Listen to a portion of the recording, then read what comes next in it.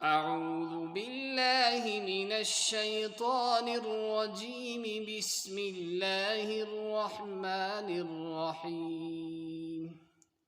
حرمت عليكم أمهاتكم وبناتكم وأخواتكم وعماتكم وخالاتكم وبنات الأخ وبنات الأخت وأمهاتكم اللاتي أرضعنكم وأخواتكم من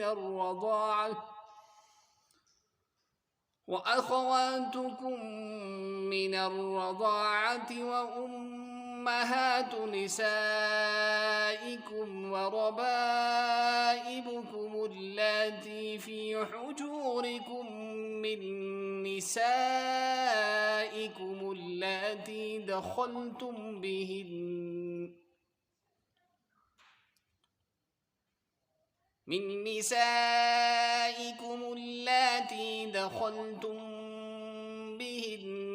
فإن لم تكونوا دخلتم بهن فلا جناح عليكم وحلائل أبنائكم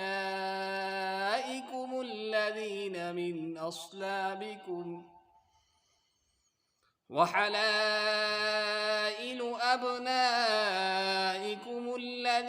من أصلابكم وأن تجمعوا بين الأختين إلا ما قد سلف إن الله كان غفورا رحيما.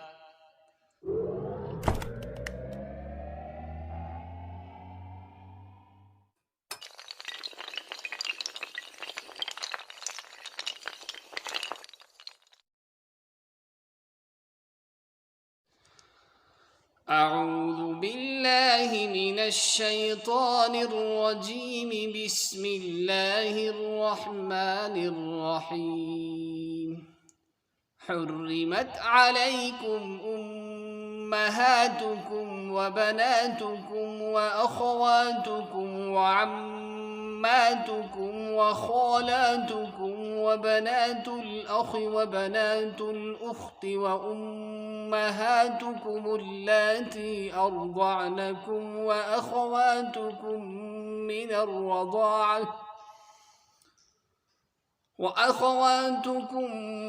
من الرضاعة وأمهات نسائكم وربائبكم اللاتي في حجوركم من نسائكم اللاتي دخلتم بهن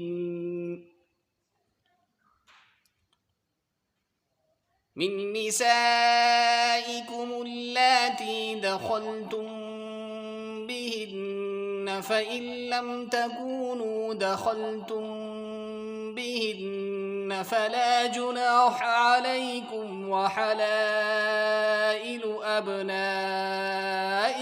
الذين من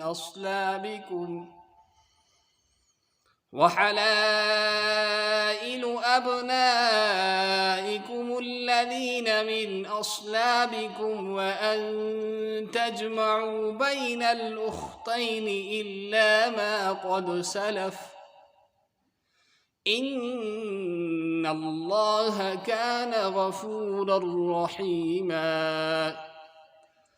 صدق اللہ العظیم. محترم سامعین و ناظرین، السلام علیکم ورحمۃ اللہ وبرکاتہ.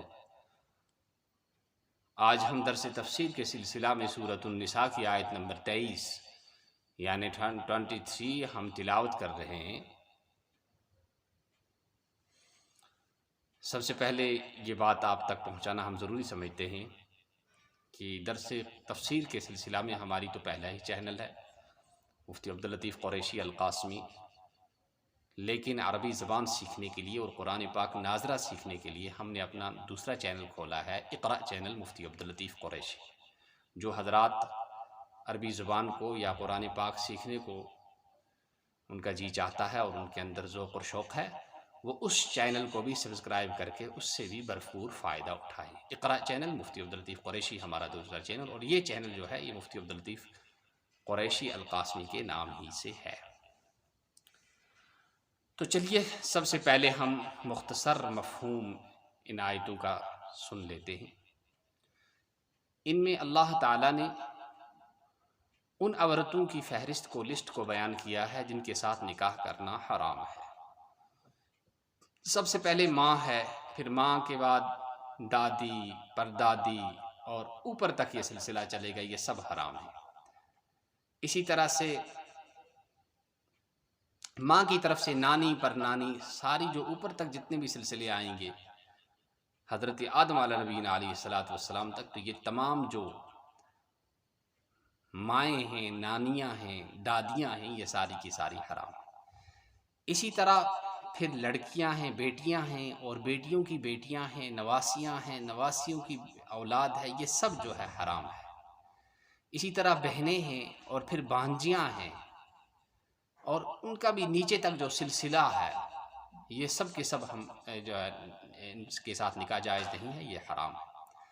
اسی طرح سے پھر پھوپھیاں، وہ بھی حرام ہیں۔ پھر پھوپھی چاہے وہ سگی ہوں، چاہے وہ علاتی ہوں، اور چاہے وہ اخیافی ہوں، یعنی چاہے وہ ماں کی طرف سے ہمارے باپ کی بہن ہو، یا اس کا اور ہمارے باپ کا اور ہمارے باپ کے والد کا جو باپ ہے وہ ایک ہو، یہ ساری۔ اسی طرح سے وہ جن کو دودھ پلایا ہو، جو دودھ شریک پھوپھیاں ہو ہمارے باپ کی یا ایمان والوں کے باپ کی۔ اور اسی طرح سے خالائیں جو ہیں، خالائیں بھی چاہے سگیاں ہوں، رضائی ہوں یا خیافی ہوں۔ اور اسی طرح سے پھر بھتیجیاں ہیں اور بھانجیاں ہیں، اور وہ مائیں ہیں جن میں جو دودھ شریک مائیں ہوں، یعنی جن کا بچے نے دودھ پی لیا ہو، وہ مائیں بھی ان کے ساتھ نکاح کرنا حرام ہے۔ اور اسی طرح سے دودھ شریک جو بہنیں ہیں، ان کے ساتھ بھی نکاح کرنا حرام ہے۔ اسی طرح سے جو ساس ہوتی ہے، ساس کے ساتھ بھی نکاح کرنا، یعنی بیوی کی جو ماں ہے یا اس کی نانی ہے یا اس کی دادی ہے، اس کے ساتھ بھی، ان کے ساتھ بھی نکاح کرنا حرام ہے۔ اور اسی طرح سے وہ عورت جس کے ساتھ آدمی نے نکاح کر لیا ہو اور پھر صحبت اور ہم بستری بھی ہو گئی ہو، تو اس کی جو ہے اس جس بیوی کے ساتھ صحبت ہو گئی ہے، ہم بستری ہو گئی ہے، اس کی لڑکی کے ساتھ نکاح کرنا بھی حرام ہے۔ فی حجورکم جو پرورش میں ہو، یہ کوئی ضروری قید نہیں ہے، بلکہ یہ ایک عادت کے طور پر اور عرف کے طور پر اس قید کو یہاں پر ذکر کیا گیا ہے۔ ہاں، اگر جس لڑکی سے ہم کوئی نکاح کرنا چاہتا ہے، اگر اس کی ماں سے اس نے ہم بستری نہیں کی ہے، صرف نکاح ہی ہوا ہے، تو اس صورت میں اس کے ساتھ نکاح کرنا جائز ہے۔ اور اسی طرح سے اپنی جو بہو ہیں، یعنی اپنے بیٹوں کی جو بیویاں ہیں، سلبی بیٹوں کی جو بیویاں ہیں، ان کے ساتھ نکاح کرنا حرام ہے۔ ہاں، اگر کوئی منہ بولا بیٹا ہو، جس کو اڈاپٹڈ سن کہا جاتا ہے، اگر اس کی بیوی ہو تو اس کی بیوی کے ساتھ آدمی اپنے منہ بولے بیٹے کی بیوی کے ساتھ جب وہ طلاق دے دے یا وہ اس کی وفات ہو جائے اور عدت کے پورا ہونے کے بعد اس کے ساتھ نکاح کر سکتا ہے۔ اسی طرح سے دو بہنوں کو بیک وقت جمع کرنا، یعنی دو بہنوں کو ایک ساتھ ایک ہی آدمی کا نکاح میں رکھنا، یہ بھی حرام ہے۔ ہاں، ایک بہن کو طلاق ہو جائے، اس کی عدت پوری ہو جائے، یا ایک بہن کی وفات ہو جائے، اس کی عدت جو ہے ایک بہن کی وفات ہو جائے، اور وفات ہونے کے بعد اب جو ہے اس کی وفات کے بعد یا اس کی طلاق کے بعد اب جو ہے دوسری بہن سے نکاح کرنا، ایک اسی آدمی یعنی بہنوئی کا اپنی سالی کے ساتھ نکاح کرنا جائز ہے، لیکن جب پہلی بہن کی وفات ہو جائے یا اس کو طلاق ہو جائے۔ تو اس کے لیے فقہا نے یہ قاعدہ بیان کیا ہے کہ ہر ایسی دو عورتیں، اگر ان میں سے آپ ایک کو مرد فرض کر لو تو ان کا آپس میں نکاح کرنا جائز نہ ہو، ایسی دو عورتوں کو ایک مرد کے لیے ایک ساتھ اپنے نکاح میں رکھنا جائز نہیں ہے۔ تو جو کچھ پہلے ہو چکا، فرمایا جو کچھ یہ حکم نازل ہونے سے پہلے جو کچھ لوگوں نے کر لیا تھا اور جو کچھ ہو گیا تھا، وہ تو اللہ نے معاف کر دیا۔ اللہ تعالیٰ بڑے بخشنے والے ہیں۔ تو چلیے اب ان کی ہم ترجمہ سن لیتے ہیں تو یہ جو ہے قرآن پاک کا ایک اعجاز ہے۔ تورات، موجودہ تورات، انجیل جو ہیں وہ اس قسم کے معجزاتی احکامات سے بالکل خالی ہیں۔ ان میں ایسی کوئی لسٹ اور کوئی فہرست آپ کو نہیں ملے گی جہاں تمام محرمات، وہ عورتیں جن کے ساتھ نکاح کرنا حرام ہے، ان کا ذکر آیا ہو۔ تو یہ قرآن پاک کا ایک معجزہ ہے۔ تو چلیے اب اس کا ترجمہ سن لیتے ہیں۔ حرمت، حرام کیا گیا، حرمت حرام کی گئی، علیکم تم پر،